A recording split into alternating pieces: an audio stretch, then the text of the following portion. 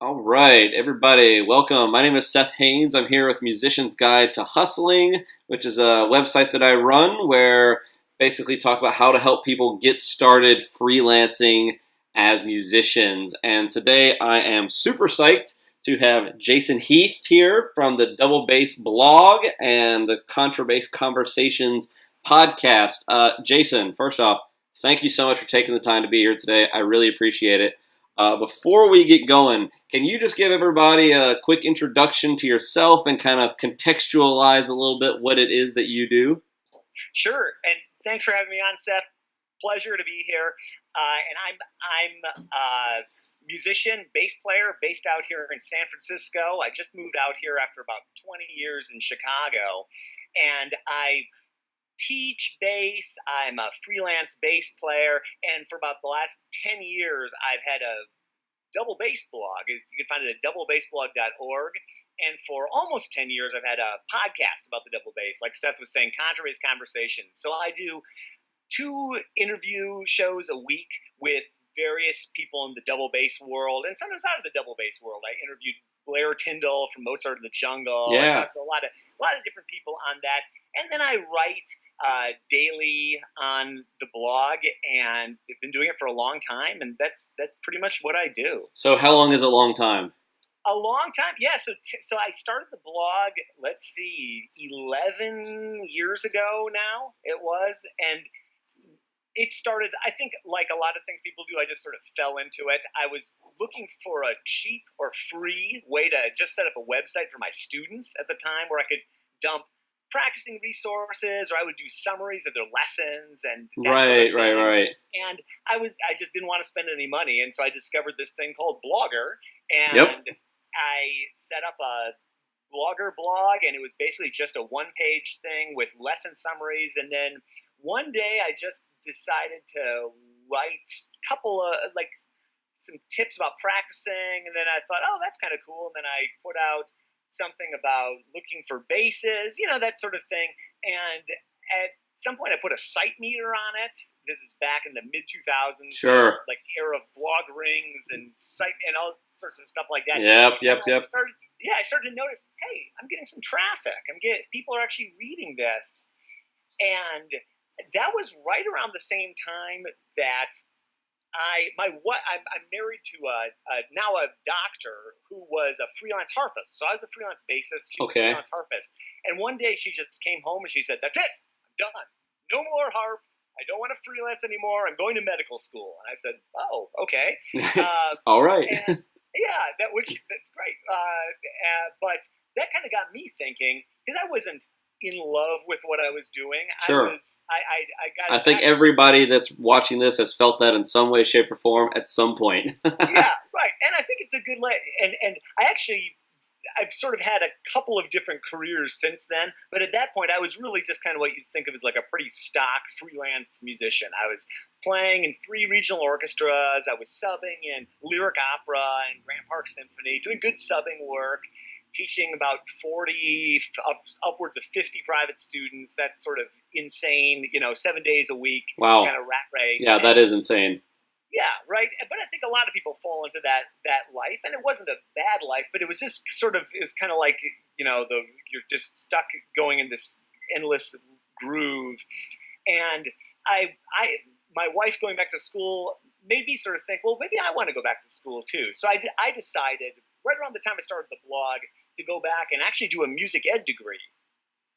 And so I didn't quit practicing, but I scaled back. I decided I'm not going to take any more auditions. I'd taken probably 30 professional auditions. Sure. And I thought, and I found myself... Which that in itself is that's a ton of work and time and... Yeah. Yeah. Right, exactly. It's like a lifestyle, right? So absolutely. Incorporating that into the students, and probably a lot of people that are tuning into this have had either lived that life or lived some degree of that life. Totally. Yeah, and so I found myself with time on my hands because I wasn't prepping for these auditions and I wasn't practicing for these auditions, so I wasn't playing to the same extent, and I just started to build up this blog. I just started to find myself taking an hour or then 2 hours a day, and kind of at the height of the blog, I was putting out 3 posts a day, And I Wow. was putting onto some lists. I made, I think, top 20 classical music blogs in the world. I was on a list of that. I was featured an international musician.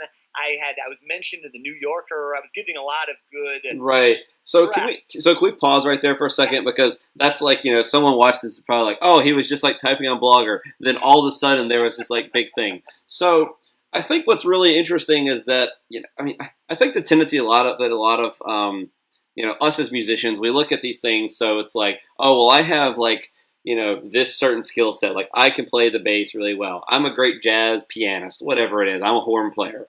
And I think it's really challenging to see how pursuing things that are seemingly not related at all. I think it's challenging to sometimes see how they can be valuable to like the larger picture of like a career. Does that make sense? Oh, it absolutely makes sense. So I think what's a really like interesting takeaway from what you were just saying is that, like, at first it was free. And in this day and age, it's even easier to do things like this for free, whether it's a blog, a podcast, of whatever it is. I mean, it could be anything, and a YouTube channel, who knows? And so, but what's interesting is that, like, it's like, oh, I spent like maybe like 2 hours a week on it. It's like 2 hours a week, nothing. Everybody has 2 hours a week they can invest in something. It doesn't have to be a blog. It can be anything. So how long was it until you started doing this, you started posting, you started sharing, you started putting out content? How long was it until it started actually getting a little bit of traction? Because everybody that starts a site at some point, we all start from zero. I don't care if you're like you and I are both fans of Tim Ferriss. Mm-hmm. At some point, Tim Ferriss, who, if those are not watching, he's this like rock star, author, entrepreneur, like mega superstar investor, huge podcast, one of the biggest in the world. And, even he started at zero at some point. So, like, how long was it before you started really seeing like a result? And, you may not even been looking for a result at the time. Yeah, no, that's an excellent question. I would say for me, it was probably within probably in about 6 months after I got it going, I started to see activity. Sure. I started to 6 months is a long time. 6 months of pretty much, but I think something you just mentioned it's not. It's just all about organic growth and putting one foot in front of the other and right. trying something, whatever that is. For me, it was just doing a little bit of writing, and I wasn't the worst writer, but I was not what I would think of myself as an excellent writer. Sure, and totally. If I read the first things I wrote, it's like, oh, I know. Oh God, I know. And then the next one was a little bit better, and I was just experimenting. I wasn't trying to like create this masterpiece that then I would unveil to the world. I was just right. It's kind of like having something in beta and just tweaking it. Yeah, just see what happens with it. It's like it's a very low threshold of like risk. Right, and I think that you're never gonna find I ended up through that and the podcast and everything becoming such a more complete musician ultimately, but that wasn't my goal. I was just kind of trying things. I was just that sort of playful, experimental kind of quality was just coming out. And so for me, I'd say within a year probably of starting to post, I was starting to realize, oh wow, people are starting to know about this, and instead of Jason Heath, the bass player, you're that guy on the internet. You're that bass guy. Yeah. You're the guy that I see your stuff like getting forwarded to me. And so just to kind of place this in context a little bit, this is before Facebook and Twitter and everything, right? I mean, this is early. This is before social media was really like, now it's just like everybody's on something all the day long. But like this is a totally different like landscape of the internet. So do you have any thoughts on where that traffic was coming from? Like what were you doing that was like generating traffic? Was it just like natural, like organic stuff from Google, or did you have an email list? Like what were you doing to kind of what steps were you doing that where you started to see like results, and results being like people are coming to this website and clicking and signing up for a list or whatever?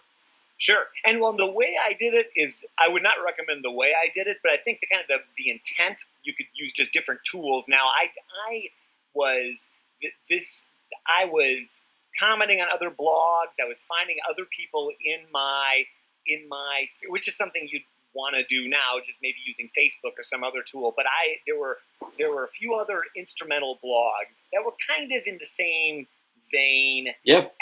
and so I was commenting on their site. I quote something and write about them. They do that about me, and it started to grow from there. And I don't think that search, although now if I log into my blog stats, by far Google search is the number one way that people are finding my posts. You know, these things I wrote 10 years ago still get like 50, 60, 70 hits a day. You know, some of these things I did a long time ago, never with the intent of them getting traffic, but they've gotten probably like, 10, 20,000 or more hits over the course of their life. But yeah, it was just posting finding and engaging with other people in my community. Yeah, in the similar space with a similar audience. Yeah, I mean, it's funny you say like I wouldn't recommend that, but like that's the exact same kind of tactics and like strategies that like I've done similar stuff like that myself for my site and my and somebody that's seeing us that's watching this interview right now, somebody probably ran across me sharing it in a forum or commenting on something or talking about like every now and then I'll see these funny things about freelancing pop up on like say like a Reddit forum, and I'll hop in and whatever. And I mean, but that's a great way. I mean, it's almost like I almost think about it as like kind of creating this like constant little like hum of activity where it's just like, and it's not like you're like blatantly self-promoting yourself, like hawking stuff out, left and right. It's just, finding a place where you can add just an itty bitty little bit of value somewhere, and and then just doing that, keeping your eyes peeled for opportunities to do that. So that's super interesting. And then, so I don't think we finished. We got like right there. And we didn't quite answer the question of how long was it until you started seeing like other people start talking about your blog, like you getting listed on these other like, like maybe a news site, like here are the top 20 classical blogs or whatever it is. Like how long was it until that kind of level of like reputation kind of came along? Well, for me, 2006 was a big year. That was where I started in 2005. That's when I started to really write with the intent of hoping that others would read it, or write with a little more purpose in mind. I wasn't just sort of like writing things for my students, but I started two things. I did two things, and they're sort of things that I continue to do on the blog. One was I started to write about my experiences freelancing that ultimately became a book I put out called Road Warrior Without an Expense Account. So I started writing this series in 2006, and it ended up becoming a 10-part series. So it was about, I think my first one was actually about the first one was about adjunct university teaching, but then it quickly went into traps of the freelancing world, and I started to do all this really depressing math on if you making a gig, and that was when things that really started to connect with a lot of people. Right. People start to identify and feel that, and it was and so that series was really helpful to me.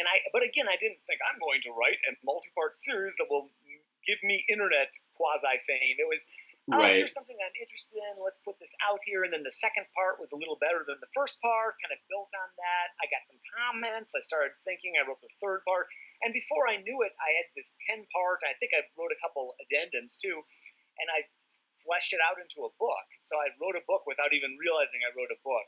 Oh, that very cool. That was very helpful. And then the other thing I did was I've always loved telling stories, and I had some pretty wild things happen to me on gigs and just in the world. And I started to write a few what I called crazy gig stories, and I had a really good one. But I was seeing that I was getting some more traction, and I decided to hold off on that really good one for a while. and because I was just sort of seeing how the numbers were developing, I thought, let's just wait. And I had some arbitrary, I don't remember what the metric was, but I thought, as soon as I hit this number of people a day, I'm going to put this one out. It was about, I was driving home from a gig one night, and my car actually caught on fire while I was driving. And I pulled over to the side of the road, and I got in. The car actually did explode. Oh my God, that's horrifying. I ran away from it with my bass. I plugged up the entire freeway with my flaming car. The cops came. They put me. I mean, it's just total insanity. So I told this story, and you can see the day in my blog stats when I told that story, because my traffic went up like 4 times what it normally did. It never went down from that point. So it was a combination of those two things that I think really moved me along in terms of that. That's so interesting. So, I mean, and to kind of like unpack that just a little bit, I mean, it's so in your medium, so you have this platform. At this point, we're only to the blog. We haven't even gotten to the podcast yet, and so people are starting to pay attention. They're probably starting to know who you are. Like you would probably meet somebody at a gig and like, oh, you're the guy with the website. Yeah, it's funny. That's like where I am right now. It's like, oh, I saw your thingamadude, your interview with the, I read your post, and and it's so funny, but I think it's really like really challenging in a way to like start just taking that first step of putting stuff out there. But what really resonates with people is whenever it's something that's like they can relate to. Mm-hmm. And so I think that was very savvy of you to kind of like recognize like, oh, people are totally they're gonna get a kick out of this, or they're gonna be like, oh my God, that happened to me. Like, kind of stuff. I mean, and what's funny, I mean, I have this experience on, my site. Like I'm actually working on something right now of talking about like day jobs for musicians, but like it's almost, and like the reason I wanted to write about it is similar to kind of what you were talking about, these gig stories. It's like, I know that this is something that like other people will relate to. Yeah. And, and it's useful stuff. I mean, and sometimes it's entertaining, sometimes it's educational, whatever it is, but it's just kind of like understanding that like, oh, well, this will be meaningful to somebody in some way, shape, or form, even if it just makes them smile while they're, while the tuba player's waiting for his like one entrance in the New World Symphony to come by and he's on his phone, So you kind of get to, you have this blog going, and at this point are you still freelancing? You're still teaching and everything, or is it? I was actually. It ended up being, and that's one of those you look back at the last 10, 15, whatever years of your life, and you start to. I think I saw in my mind this much simpler lifestyle. I was going to go back. I was going to get a music ed degree. I was going to teach orchestra. And as I was getting the blog going, it was actually probably the craziest time of my life. It was probably the time I've never had less free time than when I was doing the blog. It's almost inconceivable to me how I did it all, because I was still freelancing and I was still private teaching. And on top of that, I was going to school, and then I was finding time to write the blog. So I was getting up at 4 a.m. and blogging, I think 4 to 6 a.m. was my blog time. And then throughout the day, I'd check in but it sort of kindled that creative energy in me. And so I sort of felt excited about the blog in a way I hadn't been feeling excited about my bass playing in a while. And I think I had the wisdom to realize that was happening and that was something special. And I was just, honestly, I was just having fun. I was just having a good time with it. Yeah. And I was getting a lot of satisfaction out of it. It wasn't really, I never had the thought until a few years in, like, this is a part of my career. It was just like something I was kind of goofing around with. And then it was something that I was having fun doing, and I was finding satisfaction making these connections. But it was really kind of from that spirit of playfulness, or of trying to make a connection with people, rather than it wasn't like a specific business strategy, although it ended up kind of becoming a lot of what I do. Sure. So that's actually an interesting, that's like the perfect leeway into like kind of my next kind of direction. I think this stuff is so interesting. I mean, obviously it's very relevant to myself, and So can we talk a little bit, or can you talk a little bit about your experience of building an audience? So like I kind of look at it as like, like people have like it's basically the blog is like a platform you have. Like you say something and people and people listen. They read it. They take it seriously. They'll share with their friends. Sometimes it might spark really interesting conversations with people about topics that might not otherwise get discussed in like the public space. So can you talk a little bit about your experience and the value of like taking advantage of that platform to start building an audience? And so when I say building an audience, I mean like, for instance, you have, at some point it was maybe like people are bookmarking this on Delicious, or they're putting it on their RSS feeds, or they're signing up for an email list. Can you talk a little bit about the benefits of that? Because it's something that it kind of blows my mind how like few people actually do this, and Sure. I would love to hear how it's like. Played a role in the development of your blog and your career and all the stuff, because I'm certain that it has played a significant role. So if you just talk a little about your experiences, it doesn't have to be like super tactical, but just kind of some of the value of building that like connection with the people following your material. Yeah, and for me, well, it's had a lot of benefits, and for sure. And I think for me, it was always. I don't think I necessarily realized that at every point, but it was all about trying to build a community, and it was a community around these projects that I was doing. But I never felt like it was just my thing. Like even the blog, I've always kept my name on the blog, but I did have a period of time when I just wanted to pull my name off of it and just and pull it, because I've always had other people contributing. As soon as someone gets in touch, my one of the things I did early on was try to kind of pull them into my world of what I do. Oh, I'd love to have you write something. Do a Yeah. post. What are you up to? Let me know your project. I'll put it out. And I always had people uh, get involved through that just that conversation that I start with them. So I've always had other people write, and then when I started the podcast later, I've had other people do guest posts, Mm-hmm. and so for me, it's all about building up that community. Now it's had a lot of, and now it's a community that I also have. But it also is like a platform that I can, I am Of course. running this community, so I'm able to connect with my audience through that community. It's had a huge benefit for me. One thing, I got hired as double bass and music ed faculty at DePaul University in Chicago, Uh-huh. and it was totally from the podcast and the blog, and and I'm a good bass player, but it was absolutely not because of my bass playing. Sure. Many people were qualified on the bass front to do that. Of But I course. had Of this course. platform. I had this community, and it was interesting. And I'm sure it wasn't just the addition of me to the faculty, but that year after they added me, I think DePaul had a record number of bass players apply. I think they had Wow. 54 bass players apply, and I Wow. was talking about DePaul in the blog, Of course. and that was a nice.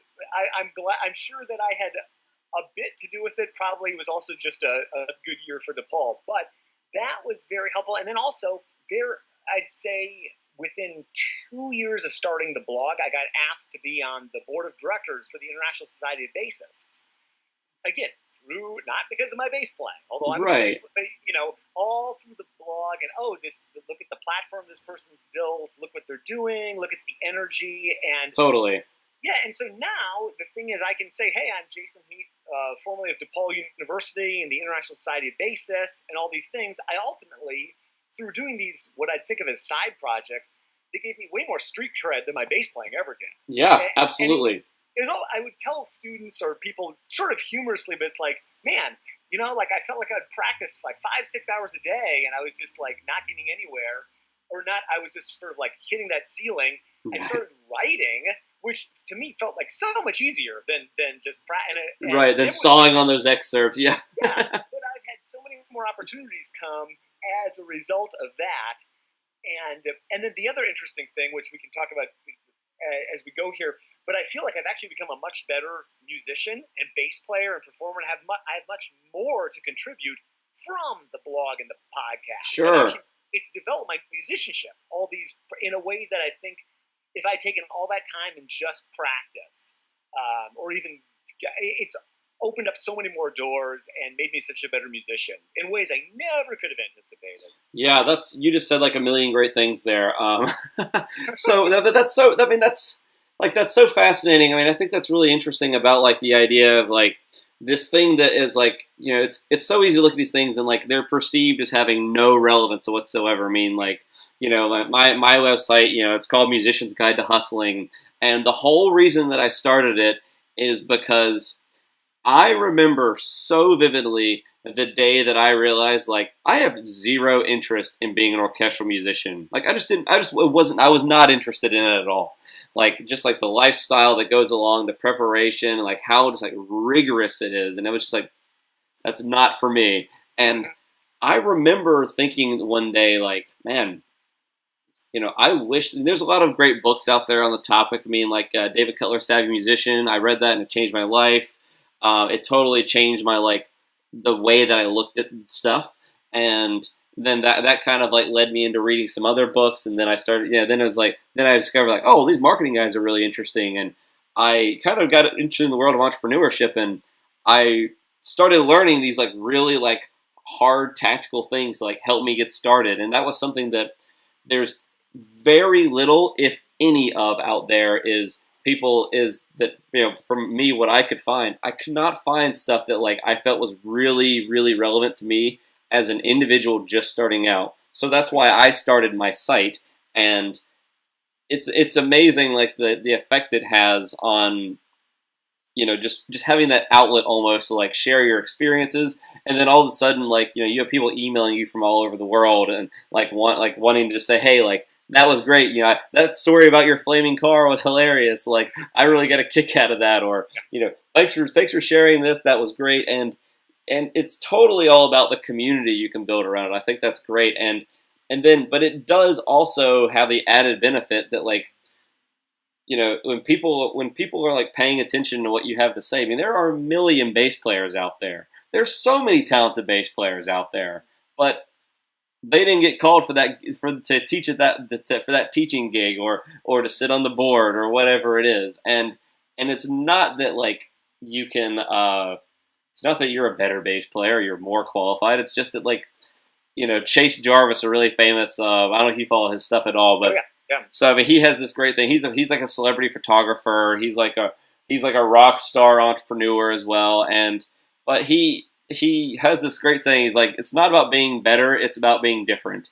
And because there will always be someone that can play better, but if you can bring something else to the table that's like a little bit more interesting in a way, because everybody can saw through the excerpts, great. Like that's not that interesting, but like doing these other things and pursuing these other projects is a great way to just kind of like, it's fulfilling in itself, but I think it's also a great way to just like, get your ideas out there in a way that, you otherwise wouldn't have without that project.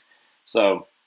Yeah. No, agreed. And having, everybody's got something that they can contribute. And I think having totally. That as like your primary motivation, it's like, what can I contribute to other people, to the world of music, and you're just starting out. It doesn't matter where you are, you've got something that you can contribute. Totally. And that's been something that I've found. I think that sort of infused everything that I've done in terms of everything, in terms of teaching, in terms of the blog, in terms of the podcast. Sure. Yeah, that's so fascinating how that kind of like something that's like it's seemingly completely irrelevant has kind of circled back and played a very direct role in like the progression of like opportunities in your career. It's a great way to just meet people. Like yeah. I mean, because I'm sure you have this experience, and which is right where I was headed next is like your podcast. So, can you talk a little bit about what what Contrabass Conversations is, and kind of what was the like catalyst that kind of helped get that going? And sure. for people that aren't really familiar with what podcast might be, can you just like give a quick rundown of what it actually is? Because a lot of people are like, what is a podcast? Like, I know what that is, but a lot of people might not be familiar. So can you just give a little context as of what it is and then how that got started? Sure, yeah, absolutely. And a podcast is just, think of it as an internet radio show or audio or video on demand. Most podcasts are audio. It's Serial is a very famous podcast, if you've heard of that. Yeah, it's great. Life is downloaded as a podcast hugely.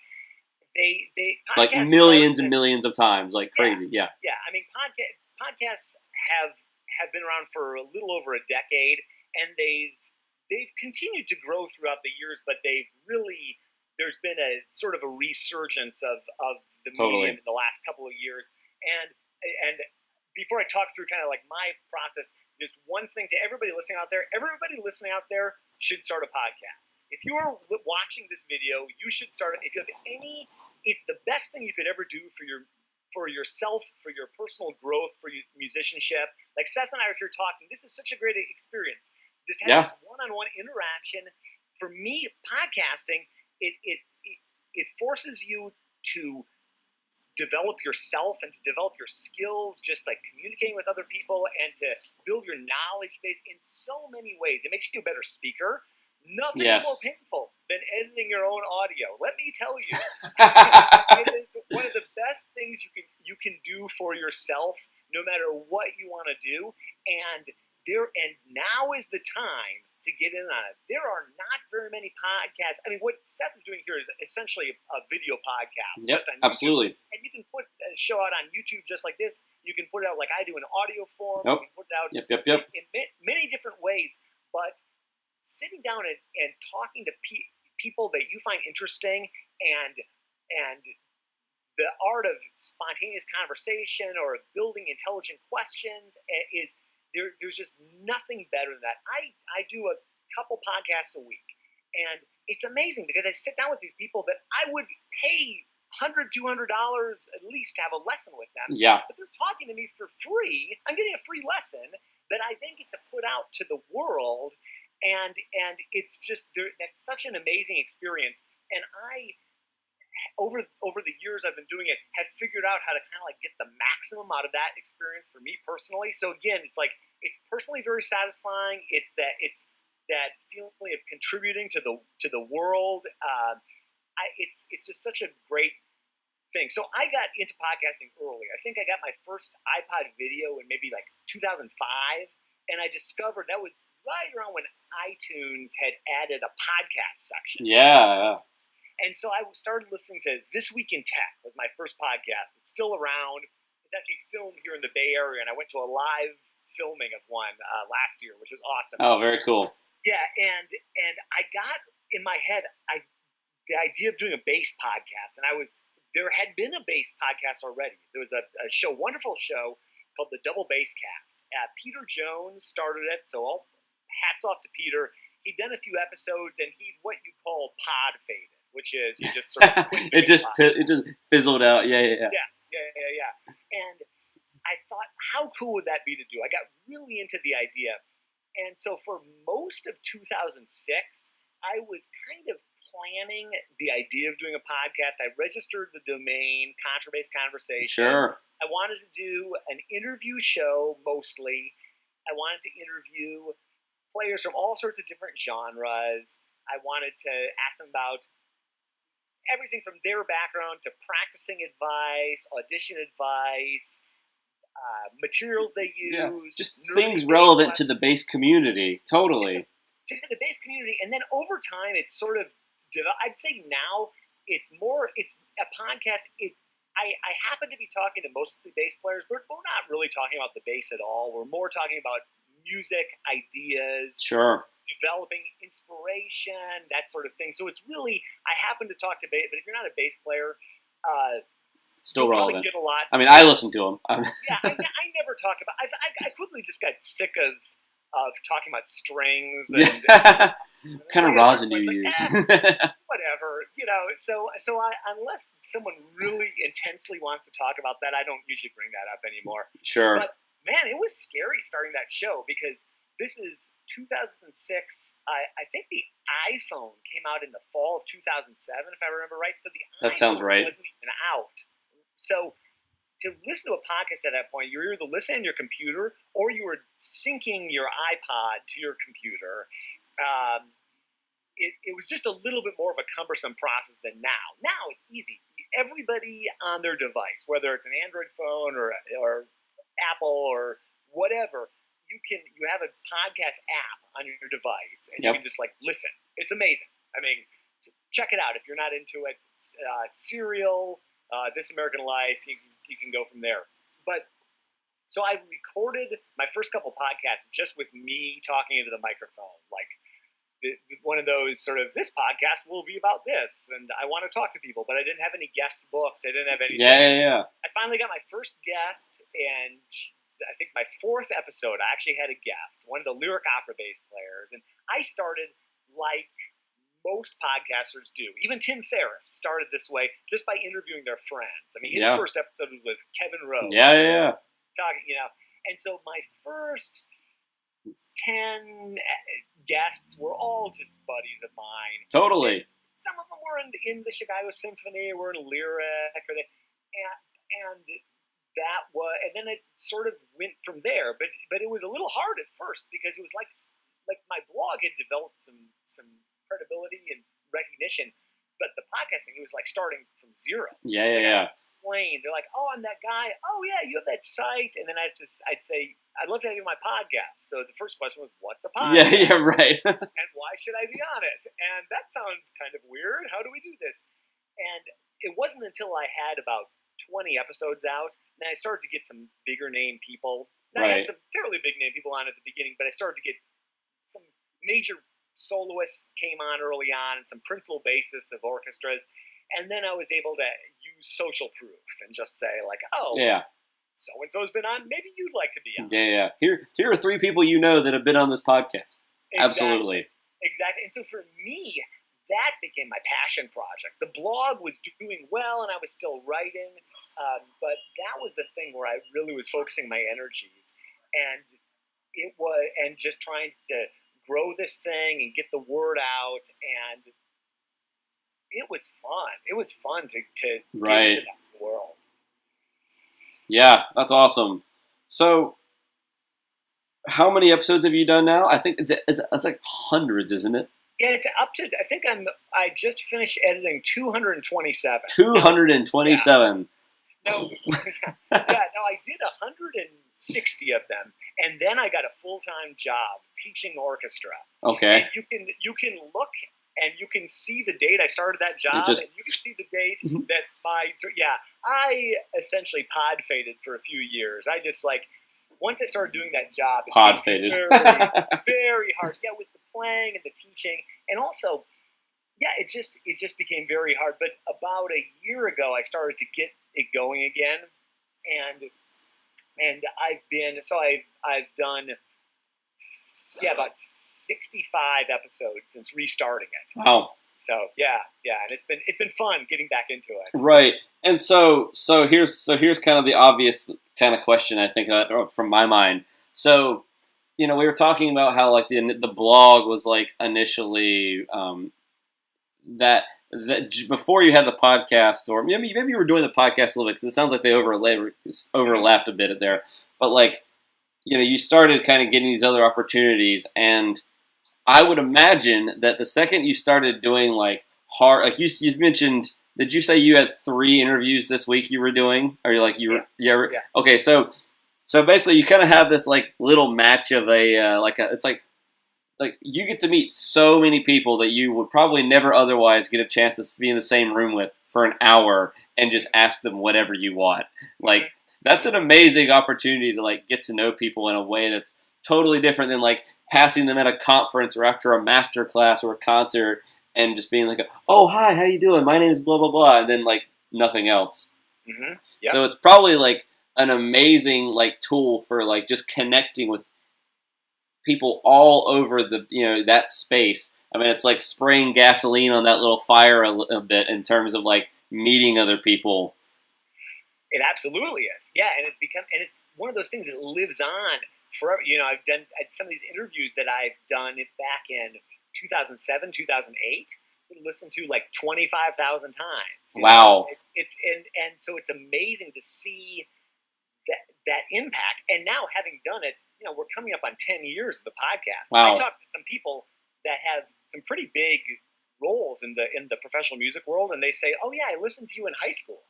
Your podcast it was a big inspiration for where I went to school." So That's super amazing. That's so amazing. And humbling, and makes me feel very old at the same time. Yeah. That's so interesting. Yeah, that's really funny that people are saying, like, "Oh, I remember listening to you in high school." Because I actually was just at this past week, 2 weeks ago, whatever. At the time of this recording, so the National Youth Orchestra was in session. They were up at SUNY Purchase, doing like their like workshop thing. So like I do some work for once in a while. I've had the great honor of doing stuff for Project 440 or Joe Conyers. Yeah, sure. I interviewed Joe on the podcast. I figured you must have. I should listen to it because Joe's a phenomenal guy. If you guys should look up Project 440 and Joe. But we were at the National Youth Orchestra. We were doing like coachings, and they had this whole program they were doing with the students there, and one of them mentioned something to me that they had like read something I had like written or watched an interview or something, and it just like kind of occurred to me. I was like, man, like this kid will be like my colleagues in like a few years. Like that's a really wild thing. And it's that's so interesting that people are saying like, "Oh, I was you in high school." That's so funny. So one of the big seems like kind of patterns in like your career thus far is that you've always kind of actively pursued these like other interests. You talk a little bit. You talk about this in your material. This idea of like the growth mindset. Can you talk a little bit about what that is, and then obviously we've talked about your blog and your podcast, but maybe contextualize the growth growth mindset. Sure. Yeah. And the other term that you hear when you hear growth mindset is fixed mindset, and I think that I'm an example of someone who probably went from more of a fixed mindset to much more of a growth mindset over probably right around the age of 30. I think when I was taking auditions and just freelancing, I think I had much more of a fixed mindset, which would be it's kind of like you see one path and you're trying to get down that one path, and you do, and there's like or one door that you can go through, and a growth mindset is approach it. If you have a growth mindset, you approach situations that the philosophy. There are many doors, many paths. Totally. And that's something that I think I can't remember who I was talking to. Somebody on the podcast, but they were talking about how musicians actually. You think of music and you might think like growth mindset or like very creative or that sort of thing, but musicians actually tend to be some of the more conservative people out there. Absolutely. Absolutely. Yeah, which is weird because you think, oh, arts. Oh no, but no, not really. And it's like tunnel vision so much. Yeah, and I said, this was I can't remember who I was talking to on the interview, but I said, oh yeah, classical musicians tend to be very much that way. And the guy said, oh, who's even more is rock musicians. I said, really? And they say, oh yeah, they won't even play a vintage of guitar that's not like a certain, like compared to rock music. Some of rock musicians are so fixed in that's like so funny. Yeah, like whatever year of Telecaster. That's it. That's the only thing I can make music on. We're maybe not that bad as a group in terms of classical music, but drawing lessons from other avenues, and especially the business world. Totally. I've had two people on the podcast recently that really we got into growth mindset that I found they really changed the way I thought about things, even in the last few months. Arnold Schnitzer is an instrument maker in upstate New York. Okay. And then Jerry Fuller is in the business world in Chicago, but used to be in the Lyric Opera of Chicago and in an orchestra in Switzerland. And they both are very creative people that have exemplify what I think of as a growth mindset in the world of music. And so we talked a lot about it's all about seeking there are opportunities in abundance if you know how to look for them. Everywhere. It's a world of scarcity or a world of abundance, and it's all in how you look at it. And so that Totally. someone with the growth mindset is someone who's reading, who's listening, who's looking for opportunities to learn. And that's something that I think I've gotten better at over the years. It's a lifelong journey, but I'll tell you, doing the podcast and the blog, but especially the podcast, has been huge in terms of that, because that forces me to reach out to somebody new or a couple people new every week and talk to them and learn about what they do in their world. And if you approach that in the right way and you're curious about them, you start looking into what they're interested in, and that just leads you to more and more interest. And it's just that's kind of a very long-winded. No, I think it was beautifully said. I mean, I think that's I very much prescribe to similar kind of perspectives, and I think that's just some super valuable, like just such valuable advice. I mean, I think it's so easy, and we kind of were talking about this at the beginning, to like kind of look at these kind of things that are like not directly related to like, you know, how to win this audition or whatever it is.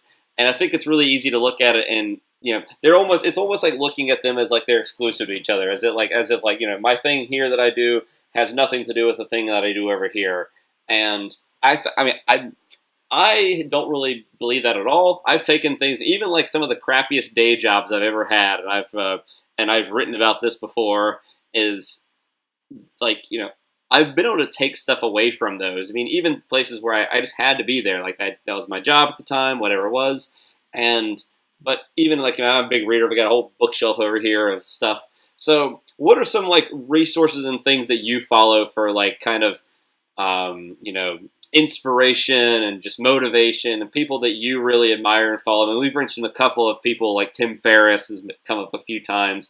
So like, what are some other resources that you have found super valuable to in your own life as a musician that other people can check out? Oh God, I've got several, and all right, I'm ready to write them down. Yeah. And I like what you said about it's not like an exclusive.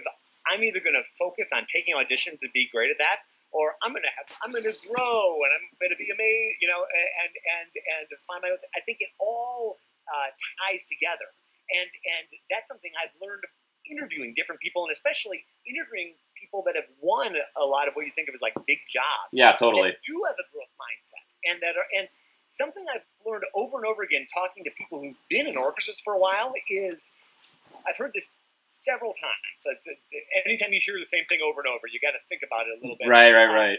There's a reason it's said that way. Yeah, very few people derive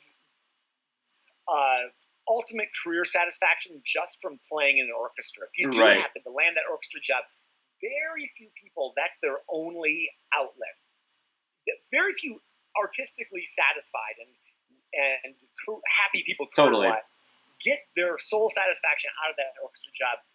The people that do find that do have more of a growth mindset and are looking for opportunities, whether it's chamber music or teaching or some other side project, whether it's writing or solo album. So that's something you mentioned. I just wanted to tie on there. So absolutely. People that I've found. So yeah, like you said, Tim Ferriss is a good place to start. The 4-Hour Workweek is a great read, and if you want to find like-minded individuals kind of in that milieu, that's a great place to look. Don Green, more in the music world, was a huge inspiration for me. His books, Audition Success, Performance Success, I think that can unlock a lot of doors for people. We're talking about on their instrument, kind of looking at things in a different way. A book that was really helpful for me in my mid-20s or early 20s was The 7 Habits of Highly Effective People. Yeah, Chris Coletti was just on the site, and that was one of the books he recommended. It's so great. And one of the things in that book that I think is great to look at is he has these 4 quadrants, and he has important, urgent and important, urgent and not important, not urgent and important, and not urgent and not important. Right. We all get sucked into the urgent but not important, which is what I would call a lot of like, I got to see how many people like my post on Facebook. And not urgent but important are the things that so many of us neglect, and that's like gratitude, working out, eating healthy, eating healthy, finding time to pursue these sort of creative projects we're talking about. Like, it's never really urgent that I write on my blog, but for me, it's important, right? Yeah. And then not urgent and not important, you can just forget about that. So trash. Which is striking how many people spend time in that quadrant. Yes, yeah, and that's a book that makes you think about how you're using your time. I think that's a classic. Yeah. Another book that I find really valuable is Michael Hyatt's book, Platform. We were talking earlier about developing a platform. That book was written a few years ago, but not many, and it's just a really useful read on why you need a platform in today's world, and a couple of quick lessons from that. If you don't have a website or don't have an internet presence, essentially you don't exist right now. Though I would say it might be better almost to not have a website than to have a terrible website. but regardless, you need to have a place in this world that you own.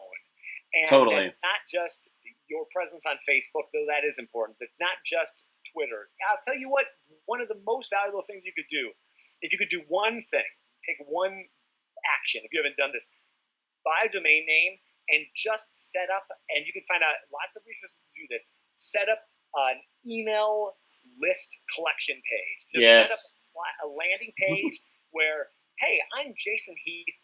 I play the bass. I do all sorts of projects. I'd love to keep up with you. I'd love to have you keep up with me. Give me your email here. I won't spam you. I'll send you my monthly update or my weekly update. If there's one thing I wish I would have done a lot sooner, it's start an email list. And that's something I've heard time and time again in everything I read and everything I listen to. It really is, even here in 2016, it's probably the single most important point of contact. Right. You control. Yeah, and so just to make that like super concrete, so people have really like actionable direction. Do you have any specific services or things that you recommend? I mean, I certainly have thoughts and recommendations of my own, but I'd love to hear what your experiences have been with what site do you go to start building an email list? Like I think the easiest, or I use MailChimp. Sure, MailChimp is a great way to go. Yeah, and it starts free, and once you hit 2,000 people, then you have to pay. But if you hit 2,000 people, it's worth paying. Yeah, that's fantastic. You have a 2,000 person audience. That is a valuable thing. So I would say that that's a great place to start, and they'll give you a lot of. You could even set up, and then you can set up a landing page within MailChimp, and you can even get a URL and you could get jasonheath.com or yourname.com or whatever, and just redirect it to that page, even for starters, even just bare bones starters. Absolutely. Yeah, and that could be it for a while. Eventually, it's using a service like Squarespace or WordPress or something, getting a site, that's one of those things. If you haven't done it, and if you can do one thing or 1.5 things, it would be totally website and starting some kind of email list. Right. That's where it's at.